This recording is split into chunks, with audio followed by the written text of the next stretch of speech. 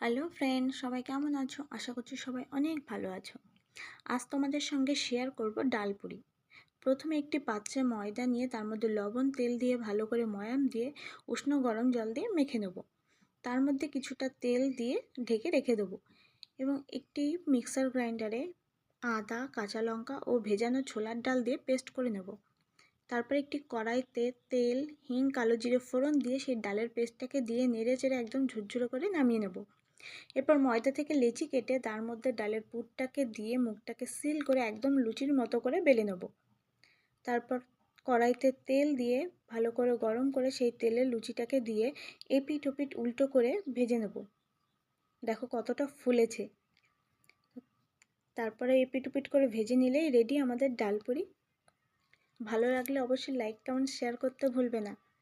তোমরাও বাড়িতে ট্রাই করো আর আমাকে জানিও কেমন হয়েছে। টাটা।